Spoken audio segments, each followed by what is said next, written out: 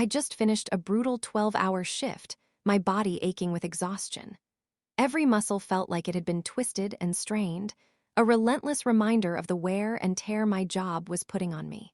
As I pulled into the driveway, the first thing I noticed was the way the evening sun cast long shadows across the street, stretching the world into a golden haze.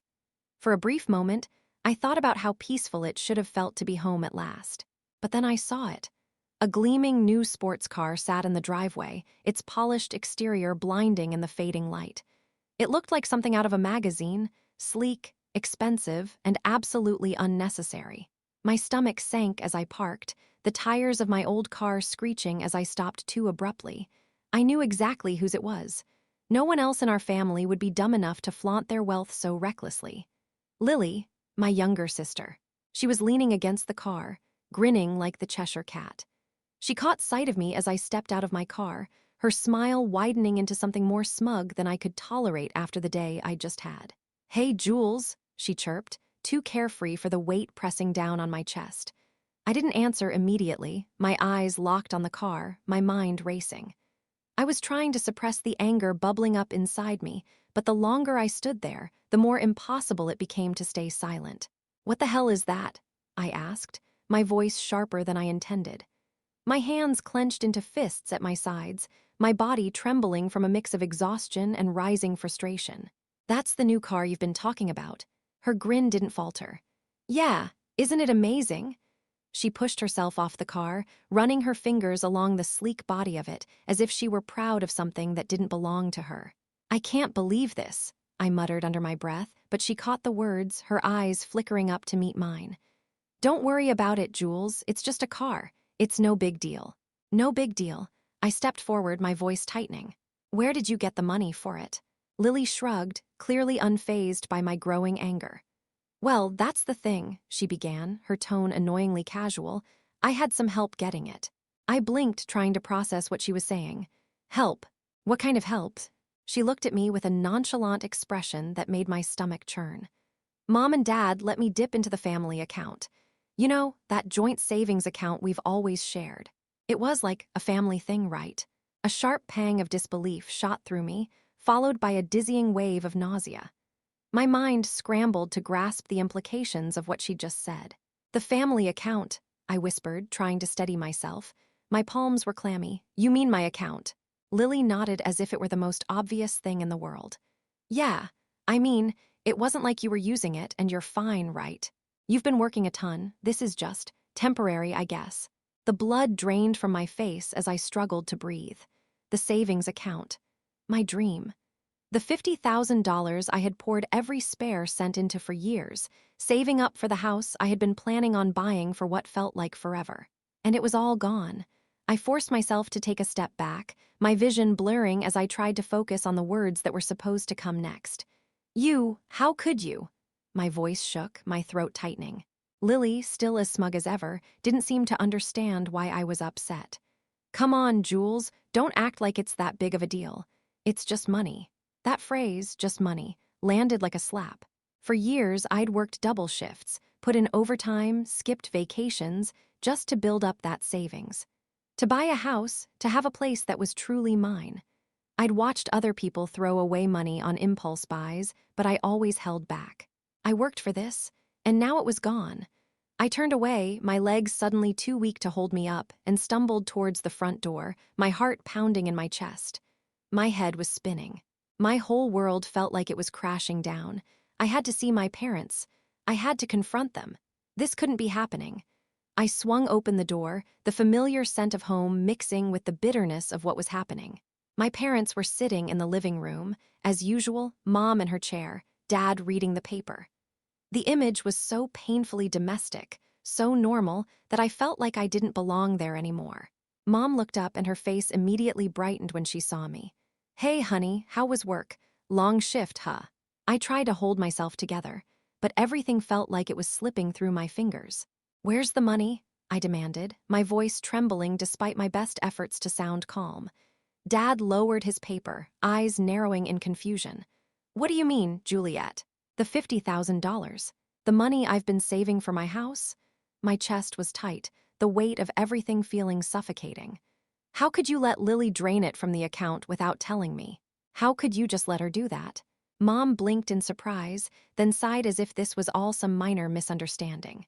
Oh, Jules, it's not that big of a deal. Lily's been going through a rough time and well. She needed a car, right?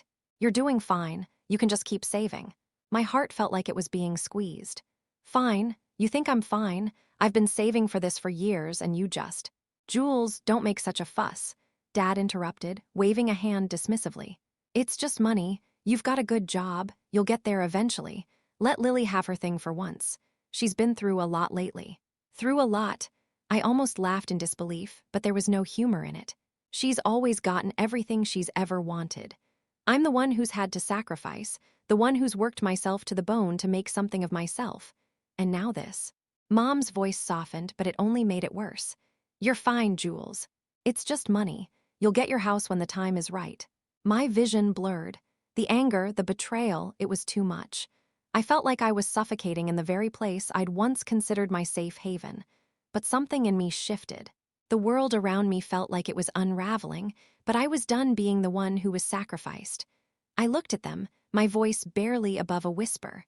I've always supported you both, and this is how you repay me. The words burned on my tongue, and for a moment I wasn't sure if I'd choke on them. I turned on my heel, refusing to let them see me break. Jules, come on, Dad called after me, but I didn't stop.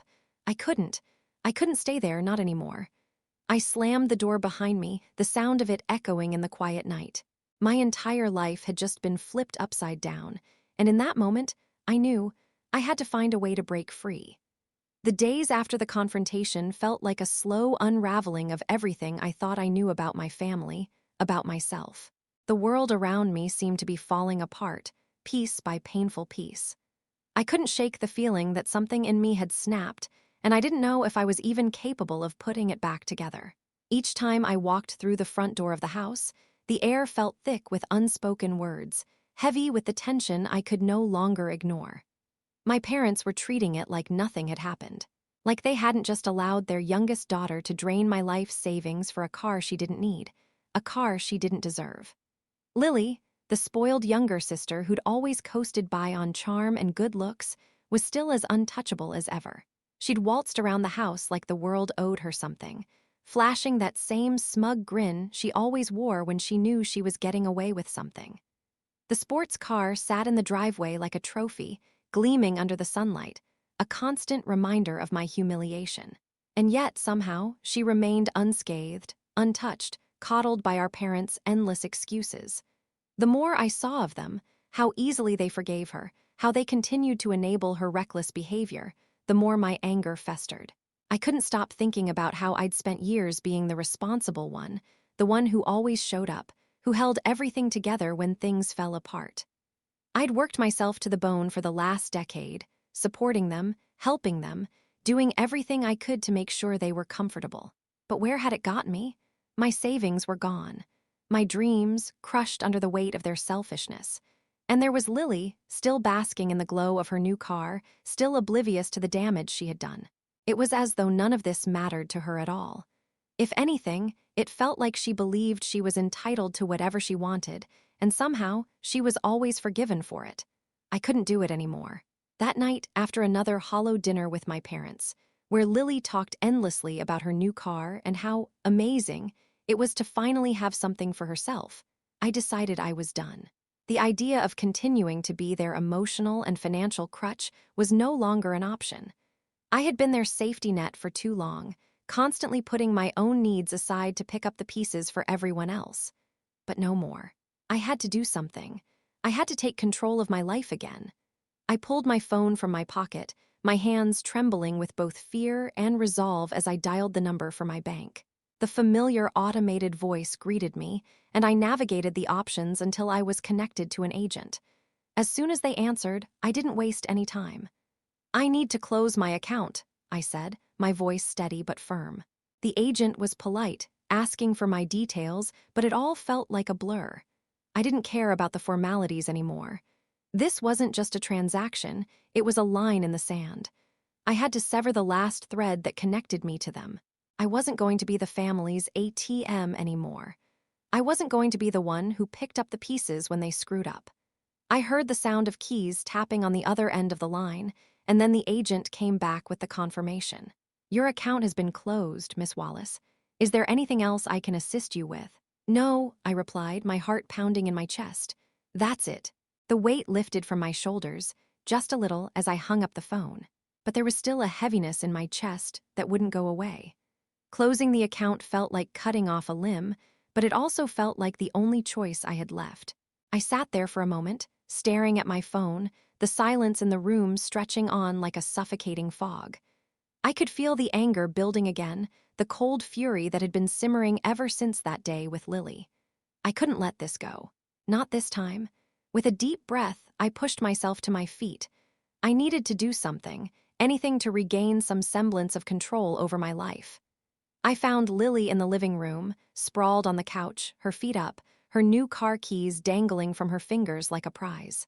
She looked up when I entered, her eyes narrowing slightly as if she could sense the storm brewing in me. "Hey, Jules," she said, her voice still annoyingly chipper. "What's up?" I stood there for a moment, gathering my thoughts, then spoke with a coldness I hadn't known I was capable of. "You'll regret this, Lily," I said, my voice low and steady. "You've crossed a line this time." She blinked, clearly taken aback by the intensity in my words. "What are you talking about? It's just money. It's not like you were using it anyway." I felt a bitter laugh rise in my chest, but I swallowed it back. "Don't play dumb with me. You know exactly what you did. And don't expect me to just forgive you. Not this time. You've had enough chances." She scoffed, clearly not taking me seriously. "Oh, come on. Don't be so dramatic. It's just a car. You'll get over it." "No, Lily," I said, my voice hardening. "I'm not going to get over it. I'm done. I'm done being your backup. I'm done supporting you when you can't even respect me. I'm done with all of it."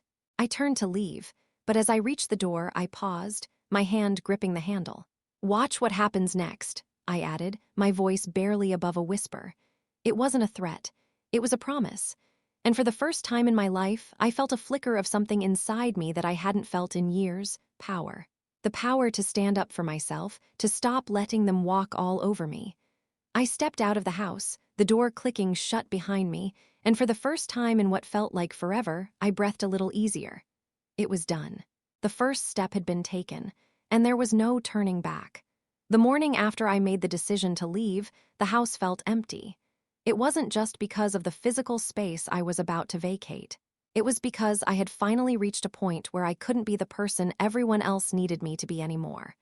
I had given everything, my time, my energy, my heart, to people who had no intention of ever truly appreciating it. Packing my things felt surreal. It was like I was walking away from the version of myself that had always been there, the one who had carried the weight of everyone's mistakes, the one who had tried to fix every problem that came up. As I shoved clothes into boxes and gathered my things, I realized I wasn't just leaving the family home. I was leaving a version of myself behind. The drive to my new apartment was quiet, almost too quiet. The roads were unfamiliar, the buildings smaller and more distant.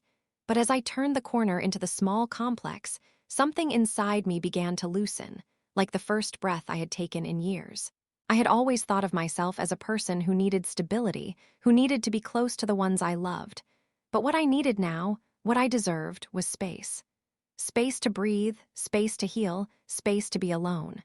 The apartment was small, cozy even, with just enough room for me to spread out. I unpacked slowly, taking my time with each box. It was an odd feeling to be alone in a space that was truly my own, with no one's expectations hanging over me. No calls from my parents, no loud arguments, no guilt trips. It was just me, finally free to build my own world. But my phone buzzed incessantly. At first, I ignored it. Then it buzzed again, and again. The messages were from my parents, of course, pleading, guilt-laden messages asking me to forgive Lily, to let it go, and be the bigger person.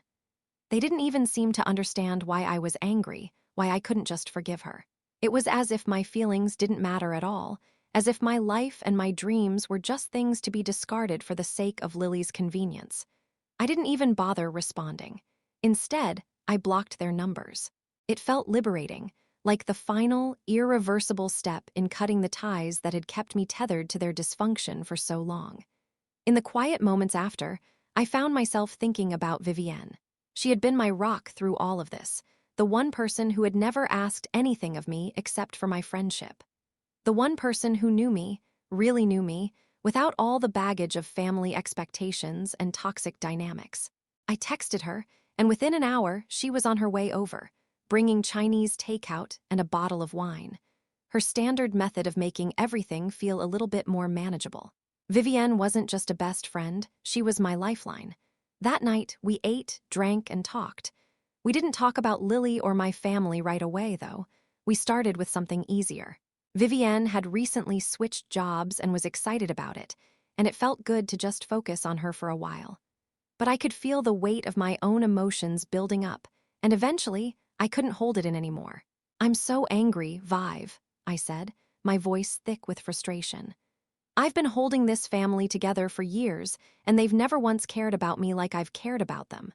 Lily, she just took everything from me, and no one even cares that I'm hurt. They just want me to forgive her, to sweep it under the rug, like it's nothing." Vivienne set her chopsticks down and gave me a look, one that was a mixture of sympathy and strength. "You've always been the one to hold things together, Juliet. You've always been the responsible one. But it's okay to be mad. It's okay to let go of that role. You don't have to be the glue anymore." Her words hit me harder than I expected. It was as if a part of me that had been buried under years of obligation and duty was finally being allowed to breathe again. "I feel like I've lost everything," I confessed, my voice barely a whisper. "My dreams, the house I wanted, it's all gone now because of Lily. And my parents just side with her. It's like they don't even see me. They don't see how hard I've worked, how much I've sacrificed for them." Vivienne nodded, her eyes soft with understanding. "You've been giving everything to them for so long, and they've never even realized it. But you're not their punching bag, Jules. You don't have to be the one who keeps everything together. You can be something else. You can be free." I looked at her, her words sinking deep into my chest. "I don't know where to start." Vivienne smiled gently and took my hand. "Start with yourself. You've been so focused on fixing everyone else's problems that you've forgotten how to take care of you. Focus on your own happiness for once. Live for you." That night, I fell asleep in my new apartment, feeling a weight I hadn't realized I was carrying slowly lift. The next morning, when I woke up in my new bed, I felt different. The anger was still there, bubbling under the surface, but there was something else too: hope. Hope that maybe, just maybe, I could rebuild my life. But the world doesn't stop turning when you've been knocked down. And as Vivienne and I were chatting over coffee the next afternoon, I got the first piece of news about Lily's latest reckless choice. "Did you hear about the car?" Vivienne asked, her voice laced with a certain satisfaction. I raised an eyebrow. "What about it?" "It got repossessed," she said, grinning slightly. "She couldn't make the payments. All that money she spent, and now she's got nothing to show for it." A bitter laugh escaped me before I could stop it. "Of course she did. What did I expect? I'm sure the next crisis will be even bigger." Vivienne's grin widened, but she gave me a knowing look. "The car might be gone, but trust me, Jules, this is just the beginning for her. That girl's life is unraveling, and it's only a matter of time before she realizes how deep she's in." As I sat back in my chair, I couldn't help but feel a strange sense of satisfaction. Lily's recklessness was catching up with her, and as much as I hated to admit it, a small part of me felt vindicated. But I wasn't going to let myself get caught up in her mess. Not anymore. This was my life now, and I was going to live it on my own terms. The days that followed my move were a blur of work and silence. I would wake up in the morning, get dressed, and head to the office where the grind of my 9 to 5 became my only focus. When I came back to my apartment at night, the silence wrapped around me like a blanket. It wasn't that I minded the quiet. In fact, I welcomed it. But as the days turned into weeks, a nagging feeling started to gnaw at me, something I couldn't quite shake. Lily and my parents had taken more than just the $50,000 from me. I could feel it in my gut. The way they had treated me, the way they dismissed my feelings, all of it pointed to something bigger. But what? My mind couldn't let go of the question. I had worked so hard for years, scraping by, saving every penny for the dream house I had been waiting for. And then, just like that, they had taken it from me, and I wasn't sure if I could ever forgive them. One evening, after another frustrating day at work, I sat down at my small kitchen table, opened my laptop, and logged into my bank account. I had already gone through my records once, but this time I wasn't just skimming. This time I was looking for patterns, for signs of anything that could explain what had happened. The screen glowed back at me, numbers and dates dancing across the page. At first, I couldn't see anything out of the ordinary. But then, after a few minutes, I noticed something. A series of small transactions, just under $100 each, but enough of them to raise suspicion. I squinted at the screen, scrolling through month after month of these suspicious charges. Some were in increments of $75. Other times, it was $80 or $95. All of them had been taken from my account, but none of them seemed to make sense. I sat back in my chair, my heart racing. I scrolled further, looking deeper, and the pattern became clear. These small amounts had been withdrawn steadily over the last few years, hundreds of them. They were scattered across the entire span of my account's history. I could feel my pulse quickening as I continued to scroll. There were dozens, no, hundreds of transactions, and all of them had been made without my knowledge. It hit me like a ton of bricks. They hadn't just taken $50,000. They had been siphoning money from me all along, little by little, in ways I never noticed, until it added up to something far bigger. I opened a new tab and started calculating, using a calculator to add up the totals from each of the small transactions. I was stunned by the result. Over the years, they had taken more than $300,000 from me. The realization made my stomach twist. How could I have been so blind? How had I not seen this? They hadn't just stolen from me. They had been doing it for years, bit by bit, hiding it under the radar. It wasn't just my savings account they had targeted. It was my trust, my hard work, my faith in the people I had called family. I needed answers, but I couldn't get them on my own. Bryce was the first person I thought of. He was a tech whiz, the kind of guy who could hack his way into any system and figure out things that would take the average person weeks to uncover. I had known Bryce for years, ever since we'd met in college. He was the kind of friend who would drop everything if you needed him, and this was a time when I needed him more than ever. I texted him late that night, hoping he wasn't already asleep. "Bryce, I need your help with something. It's about my bank account. I think something's been going on for years, and I need to know if I'm right." He replied almost immediately. "What's going on, Jules?" I explained what I had found, how the small transactions added up to over $300,000, and how I had started to feel like something was off, even before I realized what had happened. "I need you to help me dig deeper. Can you look into it? I don't trust myself to figure this out alone." Within a few minutes, Bryce called me. "Don't worry, I've got you. I'll look into it first thing in the morning. Just give me access to your bank records." I gave him the login details, my hands trembling slightly as I typed them in. Bryce's expertise was exactly what I needed to confirm my suspicions. The next day, he called me again. This time, his voice was serious, his tone heavy with something I couldn't quite place. "Jules," he said, "you were right. I ran a full audit of your account, those small transactions. They were deliberate, spaced out so they wouldn't trigger any alarms. But that's not the worst of it." My heart skipped a beat. "What do you mean? What else did you find?" "There's more," Bryce continued. "I found forged signatures on a loan application. Your name was used as a co-signer for Lily's car. That's why the car was repossessed. By the way, she never made the payments. And now you're on the hook for it." My throat tightened and I had to sit down. "Wait, what? My name? I never signed anything." "You didn't, they forged it," Bryce confirmed. "Your parents probably. I can see the exact time and date the signature was added to the document, and it's all tied to that car, the one Lily can't afford." I closed my eyes, feeling the world spin around me. The betrayal was deeper than I had imagined. It wasn't just money they had stolen. It was my identity, my trust. They had used me without my knowledge, manipulating me every step of the way. And all this time, I had believed I was the one holding it together, the one making the sacrifices for the family. But they had taken everything I had. "Thanks, Bryce," I said, my voice barely above a whisper. "You've done more for me than anyone ever has." "No problem, Jules, but you need to take action. This isn't just about the money anymore. This is about something bigger, your future." I sat there in the silence of my apartment, staring at the screen. I had the evidence now. I had the proof. But I also knew this was only the beginning. They wouldn't just let me walk away. Not after everything they had taken from me, but I was done being their victim. I had been strong enough to walk away from them once. I could do it again. I took a deep breath, closing my laptop and leaning back in my chair.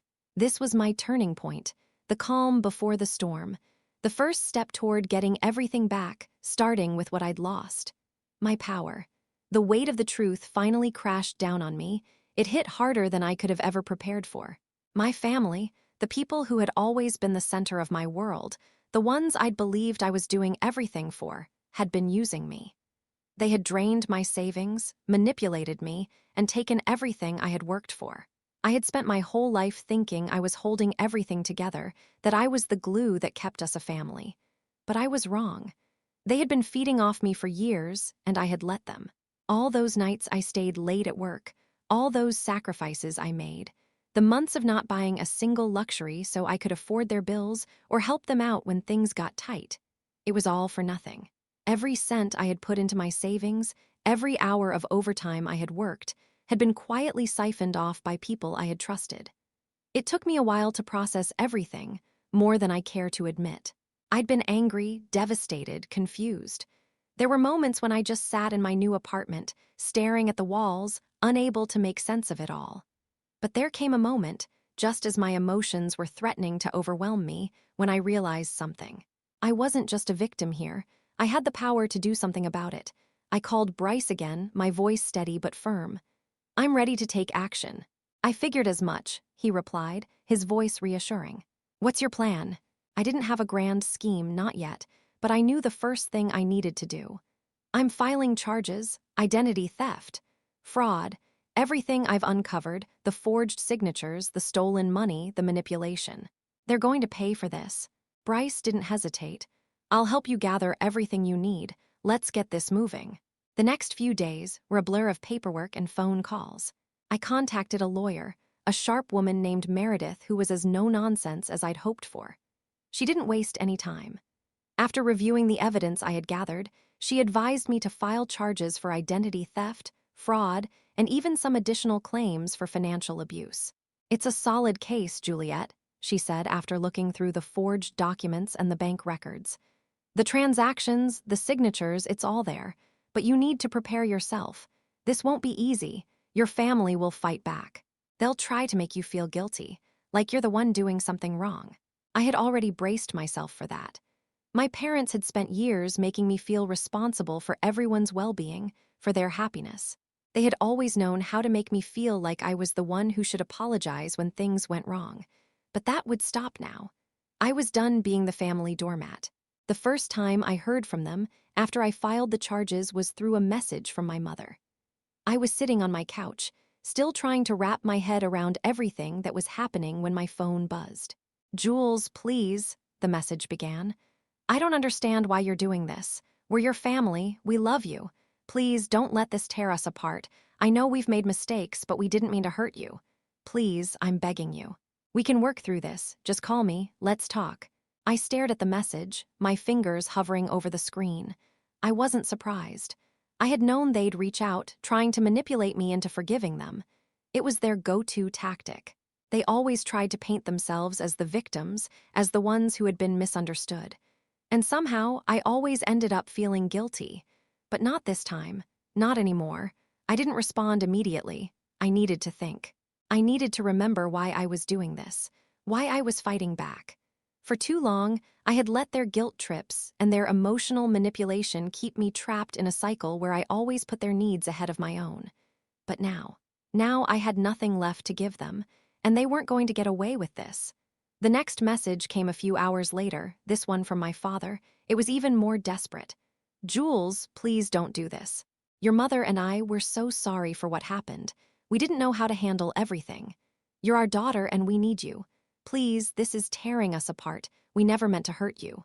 I let the message sit there for a moment before I typed a response. "You should have thought about that before you took everything from me. I'm not going to forgive you for this. I'm done being your safety net. I'm done being your emotional and financial crutch. I've spent my whole life trying to fix your messes, but I'm not doing it anymore. This time, there will be consequences." I sent it, my fingers shaking slightly as I hit the send button. It was hard, so much harder than I thought it would be, but there was no going back now. I wasn't going to fall for their manipulation again. I wasn't going to let them make me feel guilty for standing up for myself. The phone remained silent for the rest of the evening, but I knew it wouldn't last. My parents had always been good at guilt. It was their weapon of choice, and they wielded it expertly. But I wasn't afraid of it anymore. The following days were a blur of legal meetings and police reports. I had officially filed the charges. I knew my parents would fight back, and I knew they would try to make me doubt myself. But I also knew I was in the right. I wasn't the one who had betrayed anyone. They were the ones who had stolen from me, who had forged my name and taken everything I had worked for. Bryce continued to help me gather evidence, cross-referencing my bank statements and tracking down any additional documentation I might need. My lawyer, Meredith, was relentless. She worked with the authorities to begin the investigation into the fraud, but the emotional toll was still there. Each time my phone buzzed with a message from my parents, it felt like a small stab to the heart. But this time, I wouldn't let them win. I would not be manipulated anymore. It had been days since I filed the charges, and the storm inside me hadn't settled. If anything, it had only grown. There was no turning back now. I had made my decision. My family, every last one of them, needed to see that I wasn't the same person they had always taken advantage of. It was time for them to face the truth. I called the meeting for that evening. I knew it was going to be a war, but it needed to be done.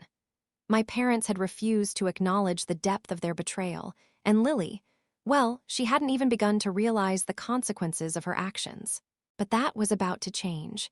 I drove to their house, the familiar streets feeling colder than I remembered.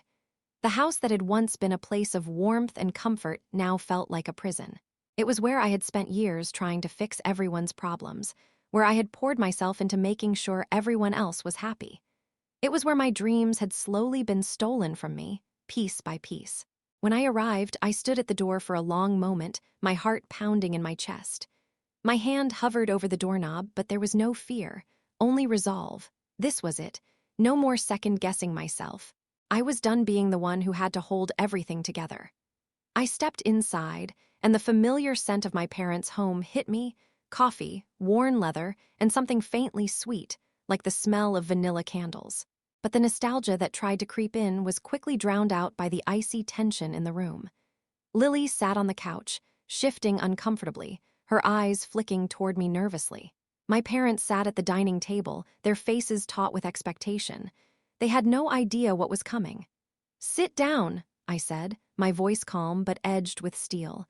Lily crossed her arms over her chest, her lips forming a tight line, but she didn't say anything. My parents looked at each other, unsure whether they should challenge me or wait. I could feel their eyes on me, heavy with guilt, but also, I knew, full of expectation.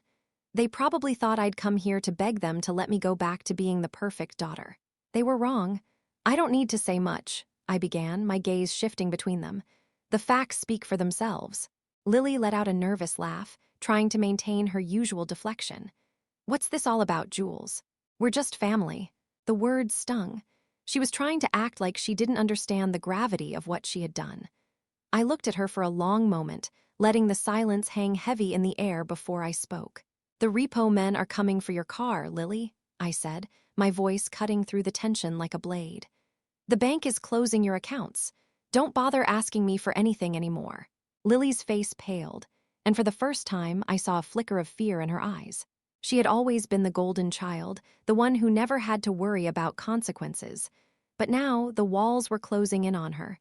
Her hands clenched into fists, and she shot up from the couch. "You can't do this," she snapped. "You're just going to leave me hanging like this." I didn't flinch. I stood my ground, every word I had been holding back for years finally spilling out. "You don't get to play the victim here, Lily. You've had everything handed to you on a silver platter. You never had to worry about money or what it meant to sacrifice for your family. While I was busting my ass at work, you were out buying a new car, draining my savings to pay for it. You think that's okay. You think I'm just supposed to be fine with that." My parents shifted uncomfortably in their seats, their faces flushed with anger now, but also with the dawning realization that they couldn't control me anymore. "I worked my entire life to save for a home, for a future," I continued, my voice rising. And you, I pointed at Lily, then at my parents, you took that from me. You drained my account, manipulated me, and you're still trying to make me feel guilty for wanting justice. For wanting what's mine. They didn't know what to say. My father opened his mouth to protest, but I cut him off. I'm done. I'm done being the one who fixes everything for all of you. For years, I've been the emotional and financial crutch. But no more. You'll never use me again. Lily was silent now, her head down, her shoulders slumped. For once, she wasn't the center of attention, and I could see the cracks forming in her confidence. My parents, though, were livid. How dare you? My mother spat, standing up abruptly. You think you can just walk away from us like this? You think we're the ones who have hurt you?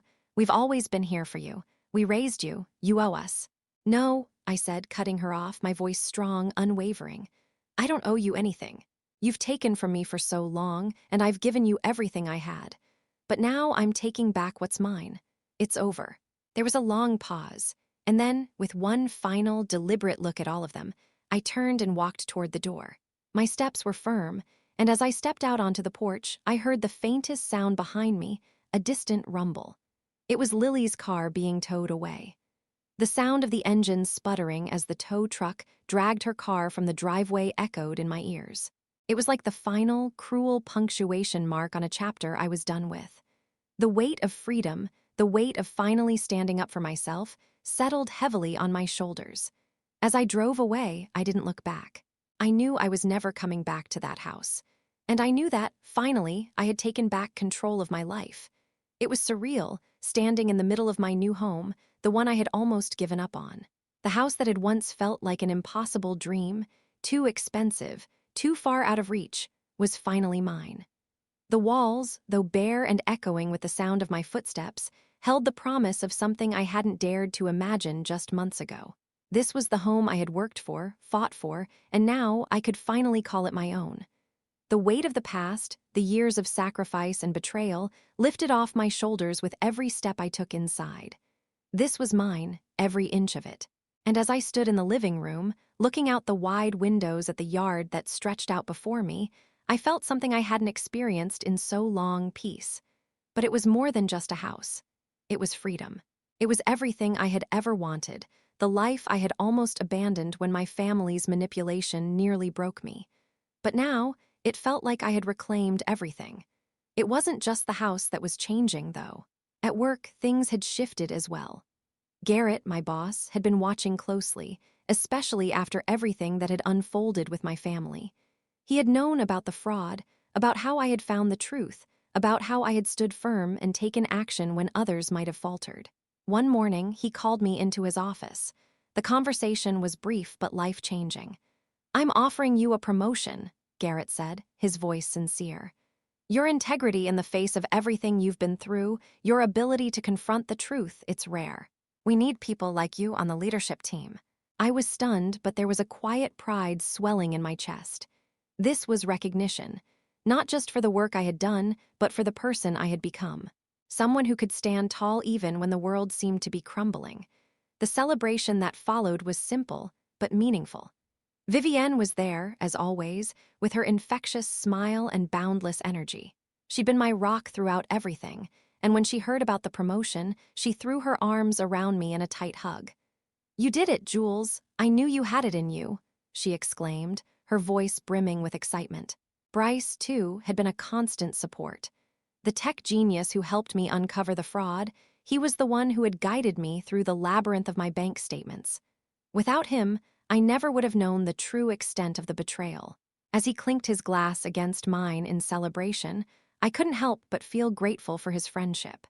It wasn't just about the technical skills he brought to the table. It was the way he believed in me when no one else did. Meanwhile, back at home, my parents' world was unraveling. The charges against them had been filed, and their once secure life was crumbling.